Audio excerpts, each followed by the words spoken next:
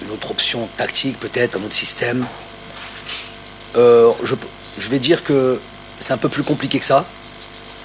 On a un adversaire qui est là, qui est très fort physiquement.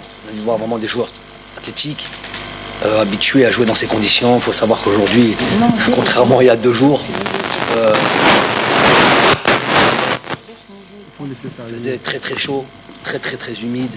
Donc pour une équipe qui est organisée de manière à laisser peu d'espace et en vous laissant le ballon, ou bien en n'ayant pas la possibilité de garder le ballon, il est très difficile justement de cette équipe qui est censée manœuvrer, cette équipe censée trouver les bons espaces, trouver les situations, d'aller dans le sens du but et puis casser des lignes. C'est toujours très difficile, très très difficile. Si en plus de ça, il y en a un adversaire bien organisé, les conditions climatiques, les aidants, ça va toujours à leur avantage. L'équipe qui essaye de créer des situations offensives puise plus dans plus d'énergie et voilà. Après,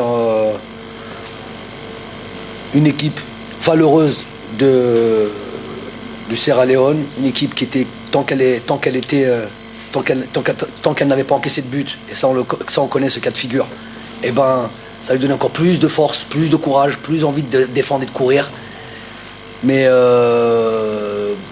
j'ai pas envie de dire qu'il y avait une mi-temps comme ça, une mi-temps comme ça là, même si dans la réalité il y a ça, mais c'est expliqué plus que le choix des joueurs ou le choix du système tactique par exemple sur l'adversaire qui au fur et à mesure du temps, puisqu'il a beaucoup couru, ben, laisse un peu plus d'espace, on peut trouver un peu plus facilement des intervalles très largement recherchés. On savait que c'était ça la clé du match notamment, le travail après sur les côtés.